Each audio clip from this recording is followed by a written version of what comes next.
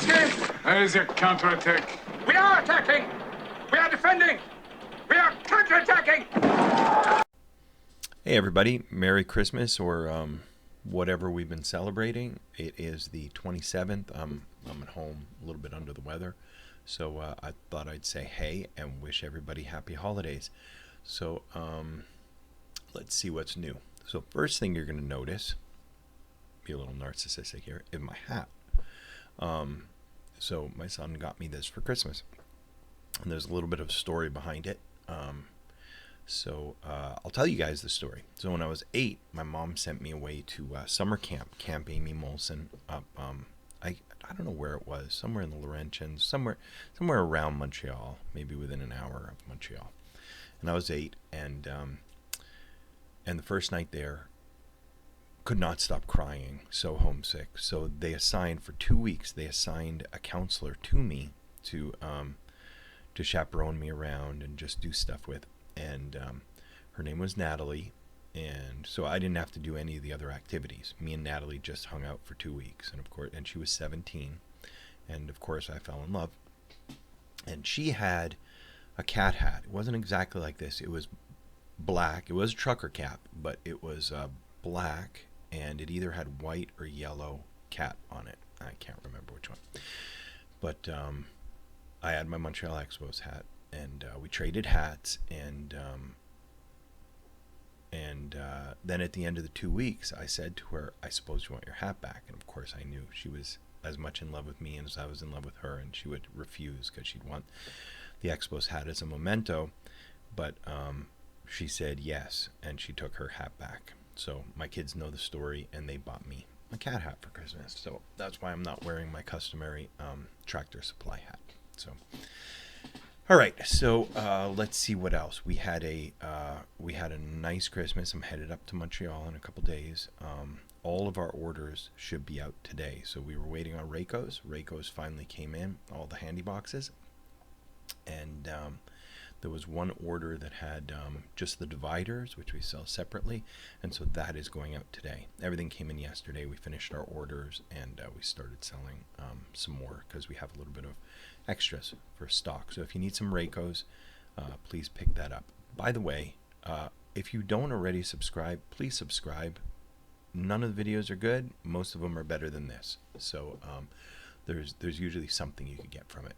So so that's where we are with that. Kind of dreary out, rainy, and not motivated to do much of anything. So so there we are. So what are we playing? So I'm playing a couple things. One, I have what you see in front of us set up, which is one of the scenarios from Orsogna. I forget which one it is. Orsogna 9. Fallschirmjäger Rückschlag. Okay. Good Irish name. Let's take a look. And I'm supposed to be playing that with Tim. We actually got a false start on this, not yesterday, but the Tuesday before that. And neither one of us are versed in night scenarios, but I heard from multiple sources that this is like one of the best night scenarios ever. So I really, really wanted to put in the effort to try it. So the Germans have some tanks. And there's somewhere in the night rules where if the enemy has tanks, you get to fire star shells at will. So I entered, I don't know if you see this. So I have this color coded. You can't see all of it. Let me move this along just a little bit. Oh yes, you can. All right. So I color coded this red, blue, and green by entry group. So so the first wave of Germans come in over here along the red line, I believe. Let me find out. Hold on. Yeah, the tanks come in on green. The first wave of infantry come in on red, and blue comes in on turn 3, which is another, I guess that would be a company, an oversized company of mixed units. So let's go back now to the oopsies. To the map. All right, so red, blue, what did I say? Blue comes in last, right? So red comes in here. Oh, no, just here on the bottom. tanks come in here on turn 1 or later, and the blue on turn 3 comes in here. Well, because I had tanks, he started to roll for star shells, lit up my whole entry area, and with tanks and anti-tank guns, absolutely pummeled my guys that were trying to enter and get up here. And I lost like 4 tanks in the first turn. Well, talked to Sebi. I'm like, what the heck? You know, all my guys blew up. And he's like, well, how did they even see him? I said, well, I got tanks, so he gets to roll for star shells. And he goes, oh, no, Derek. You only get star shells if the other side is the only side with tanks. So because the British also start with tanks, they don't get that rule. So really, I could have advanced way in close before he could have fired any star shells or saw me or anything like that. So oops, so we called a restart. And we were supposed to start again, but this past Tuesday, being, you know, Christmas and all, the day before, Tim's got family, and so we weren't able to play. And now this next Tuesday, I think I'm going to be out in Canada visiting my mom and dad, and then so it'll be a couple weeks. But I can't wait to play. I wish this was up on Vassal, because I would gladly seek out an opponent to play this with. Maybe somebody who knows Knight a little bit better than me, which is any amount at all, and we could play. Speaking of Vassal, I spoke to Sebi and I said, hey, is this out on Vassal? And he said, no, not yet, but he expects it out in January. So that'll be phenomenal. That'll be really, really great. So I think there's going to be a lot of playing of it. The map, as you can see, is really beautiful. At first I was like, I was having trouble. I'm colorblind. I'm not going to use that as an excuse. I was having trouble deciphering what is uphill and what is downhill, but then when you look at the crest lines, it's pretty obvious. So this would be uphill, this would be downhill, this would be downhill, because it doesn't make sense the other way with the crest lines. So got that figured out. So let's take a look at the terrain a little bit. So we have plowed fields over here, we have the sun right over here. No, that is the reflection of my lamp when I took the photo. All right, good job. All right, then we have a railroad, and the railroad is ground level. It's not an embankment railroad or a half-level obstacle or something, or a full-level obstacle, a full-level embankment. So, and then here we have, these are, and I always get these wrong, these are vineyards, and those are identical to brush, except they're inherent terrain. Okay, good, that's easy. So just a hindrance, no TEM, and inherent terrain, half-level obstacle, half-level hindrance, sorry. Then we have all buildings on all the Orsogna maps are stone, so that makes that really easy. And then we have a stream somewhere. Here's our little stream. And from here, I can't really tell if this is a stream or a gully. Maybe both. Maybe that's a stream and then it's a gully here. Yeah, that makes sense because that's a lower level. All right, well, that's wonderful. And then we have these orchardy looking things with the shadows. Those are, help me out here somebody, those are not vineyards, but those are olive groves. Olive groves. Now, thing about olive groves are they are a hindrance and a TEM. So kind of like woods mixed with orchards, maybe. And if fired on from above, I believe it's a +2, not a +1 hindrance. And if you fire from 2 levels above, you only get one of them as a hindrance. If you fire from 1 level above, you get all of them. So as an example, if I had a unit here that was firing at a unit here, it would be a +2, +4, +6, if I read that right. But let's pretend he was in a steeple here and I had a unit here. He would only get the +2 for this one because he'd be seeing over these two. Okay, so that's pretty much it for the map. So the interesting thing about this is the Germans can come in from a really wide range, and they can swing around this way. And there's lots of turns to do it. And we'll look at the scenario card, most of the scenario card, in a second. Or they can come straight up the road. Now, of course, they should flank, except we have mud.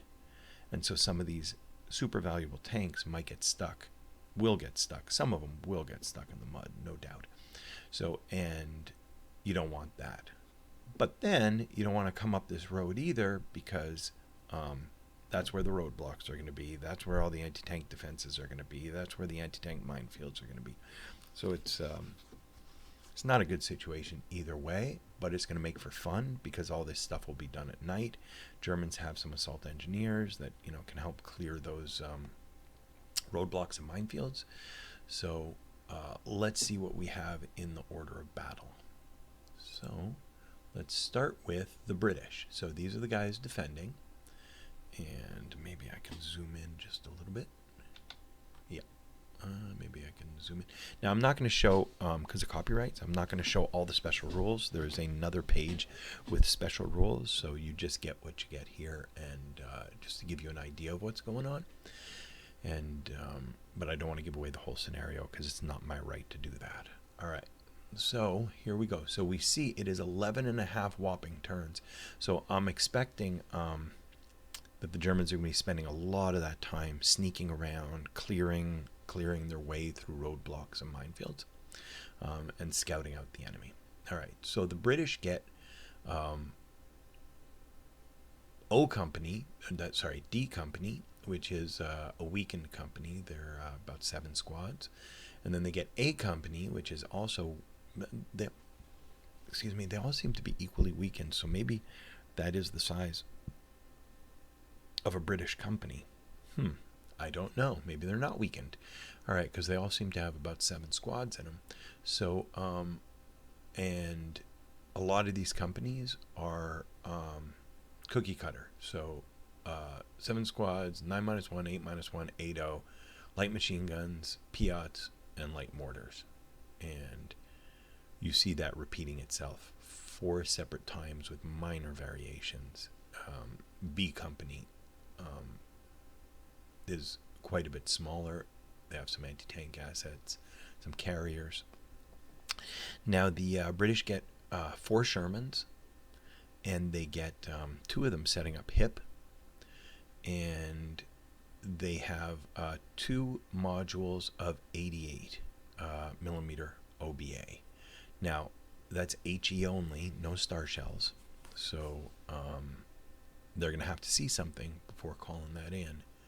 So it might be late game before they come in. Now, one of the things Sebi does a lot is he names the missions that OBA gets. So, for example, the Germans get, I think, maybe, let's find out.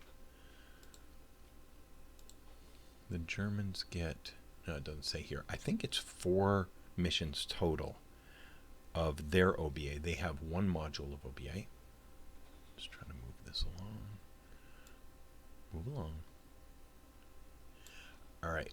Yeah, they have 1 module. Let's get back to the British for a second, though. But the British have 2 modules full. So, their draw pile is 8 and 2. So that could be a potential of 16, up to 16 missions. That's a lot of 80 millimeter or 88 millimeter artillery. So on top of that, they have mortars, which can fire star shells.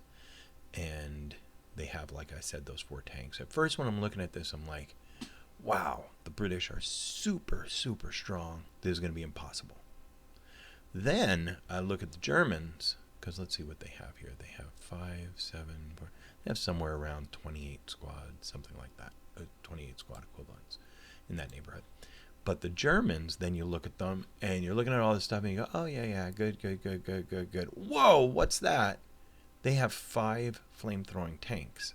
Oh, my God. All right. That's going to be brutal. If they could get through the mud and the anti-tank defenses, that's going to be tremendous. So the Germans have 4 Panzer IVs, which are, pretty close even match with the British Shermans. One thing that happened in our little game, our false start, was Tim shot with his Sherman, and he rolled 4-4 for a hit, and I said, hey Tim, that's multiple hit, because those British tanks have a white box for the rate of fire number, and on the second one, of course, he killed me. So learn my lesson. Never tell Tim a rule he missed again. And just joking, you always have to. So let's look at the German order of battle for a minute. So we have got this guy here is a 548 Fallschirmjäger, but if you notice, his smoke exponent is a 4, so those guys would be assault engineers. Then they've got 658 SS squads. Oh no, wait, they aren't SS squads. They are Fallschirmjägers as well. So Sebi had said in the interview, which you can check out on my YouTube channel, which you should subscribe to, he said that some of these squads were equipped with a second light machine gun, so he thought it was warranted to up the 548s to 658s, up their attack and up their range because of that. So that is something new for Orsogna into the ASL system, 658s that are not SS.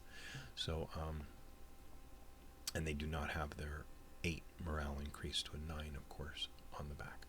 Then they have 468s, regular 548s, a lot of 447s, and the artwork is neat. Somebody made a comment that the blue was not regular German blue; it was slightly off, and I think that's great because these are Fallschirmjägers. They had different colors. You know, they deserve their own little subtle change because they were part of the Luftwaffe, not the Wehrmacht. So they get 447s. And then these guys, what are these guys? Well, these guys are, I believe they're Italian paratroopers. And they have the blue outline, so you can use blue question marks with them. And they have their own leaders, and they're pretty cool counters. Let's see how far I can zoom in before it gets ugly.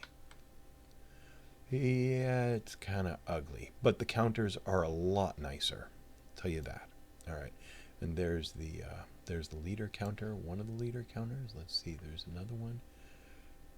Yeah, he's different, so it's different artwork. Well, that's pretty neat. All right, so and they get their own type of light machine gun too, the Italians. And then the Germans get demolition charges, Panzerschrecks, 81 millimeter mortar dismantles. We're going to need that for star shells when the time comes. OBA, HE only, no star shells, no smoke. And then their armor. And the armor, they get 4 Panzer IVs to contend with the Shermans. They get 5 Panzer III flame tanks.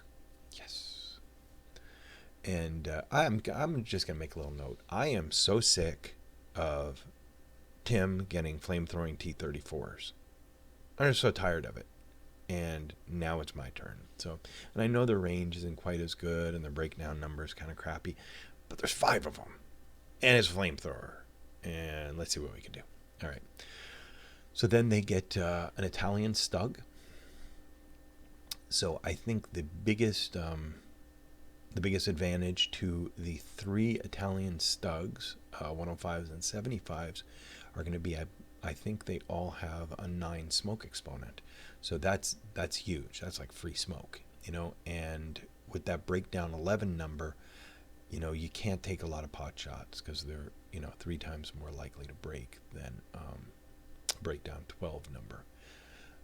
And then they have a heavy machine gun. They can pop out. Oh, here's something. I know most of you know this, okay? But for those of you that don't, the 251 SMG half-track comes with an inherent squad. Now, it has a heavy machine gun mounted to it, and it has a light machine gun mounted to it. When you take out the light machine gun with the inherent half, did I say inherent squad? Inherent half squad. If I said inherent squad, my bad. If you take out the inherent half squad with the light machine gun, it comes out as a dismantled heavy machine gun. And if you take out the heavy machine gun, it comes out as a light machine gun. So they're backwards. So what I always do is I leave the heavy in with the crew. I take out the light with the half squad, and now all of a sudden you've got two heavy machine guns, one that's on a gun carriage and one that's, being toted around by the half squad. So that's wonderful. And then the SPW 251-9, that's got a great smoke number too. And these Panzer IVs have great smoke numbers also. So if you find yourself in a pickle, and it's what I had to resort to in that game I started playing with Tim, if you find yourself in a pickle, you can really pop a lot of smoke and get yourself invisible, even though you might be lit up by those star shells. So that's going to help a lot. I'm not exactly sure what else. Those 75s and the 105, I don't think it's going to penetrate any American armor, although it might be able to take out a gun or infantry position or something like that. But I think the real value is that smoke. So anyway, that's pretty cool. I really like the graphics on these counters that came with Orsogna. Kudos, Sebi, good job, or whoever does your graphics for you, good job. Because they have the little lapel. What are they called? That they sew to their collars, and it's the Luftwaffe wings.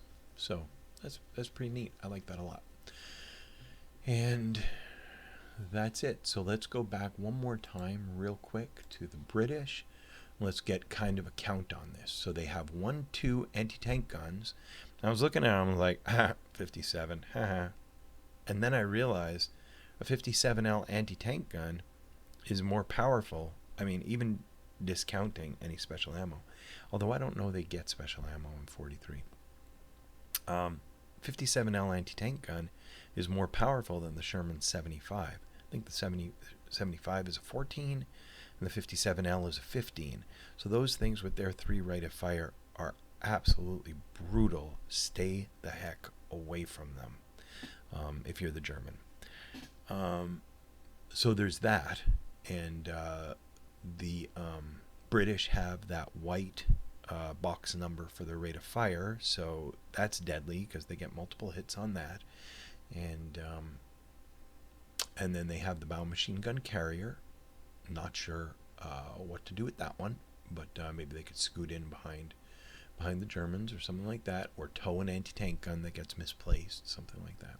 So, because they are a tow 10, I think, and the anti-tank gun is a M10, so they can do that. And then they get 3 medium machine guns, and with a special machine gun battalion, bunch of lights, 3, 4, 5 lights, 1, 2, 3, 4 Piats, and 1, 2, 3 teeny mortars, and 2 big mortars. So, and then the 2 artillery observation teams that will be calling in. I really like that rule, by the way, the AOTs. So you don't have to tie up a leader doing it. And I think that's more realistic too. I'm no historian, but I think that they had teams, designated for this job. So, and if they die, I guess you can always no, there's no radio counter, so I don't think you can send. I don't think you send a leader to go pick up the radio. Yeah, I guess okay, I'm gonna come clean. I don't know the AOT rules. All right, I'm gonna keep my opinions to myself till I play with them. So I like the idea in my imagination of what it should be. So anyway, that's about it. So, and then some of the special rules we could see. Not going to tell you all of them. That would be infringement. Mud. Overcast. There's a wreck that's going to be placed somewhere on the board. Night rules are in effect with an NVR of 3.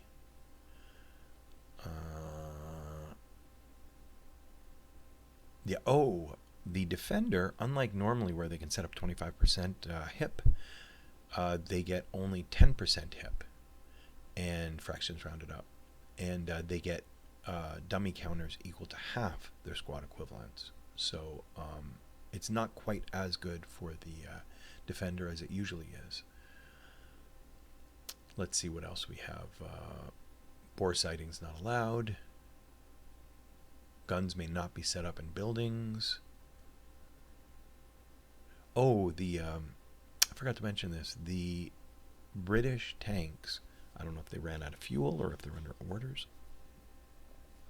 Excuse me, but they may not spend a start MP. So where they start is where they end. Here's a cool rule. All right.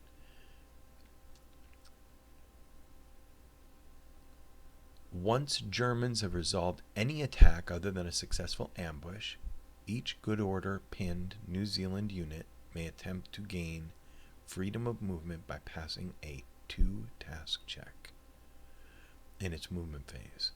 This freedom of movement task check is not a concealment loss activity. Interesting. Okay, so they do not have to wait to engage. So randomly, some British units will probably, sorry Kiwis, some New Zealand units will gain freedom of movement early, and will get to start shifting around and doing cool stuff. So yeah, there's a lot of special rules. Let's see, I'm not going to read you them all, but let's see. Yeah, there's some more. I don't want to go any further, but looks like a wonderful scenario. When I asked Sebi what was his favorite scenario, I think this was when we weren't taping, he said that multiple people said that this was the best night scenario they had ever played. And when I posted something about this on Facebook, I forget who it was, but they had said this was their all-time favorite scenario, like ever. And this is a brand new product, so I'm like, wow, that must have had, first of all, kudos for getting a chance to play it so quickly, and unless he was a playtester, but it's like, wow, favorite scenario ever. Interesting. So I cannot wait to play this, maybe multiple times if I like it, and I really like the fact that it's all new to me. So anyway, that's about it. Just thought I'd spend a little bit of time with you guys if you guys were bored or had a half an hour to kill. I'm grateful for you guys listening in and keeping me company. And if ever you want to play something on Vassal, look me up. Don't forget to subscribe. I've been making these videos for years now, and I think I'm the only person on YouTube who does not solicit people to subscribe. And I don't monetize anything, it's just I like it when you guys get notifications when there's a new video that comes out. So please hit that subscribe button, and you'll get notified when something new comes out. All right, you guys have a happy and safe holiday.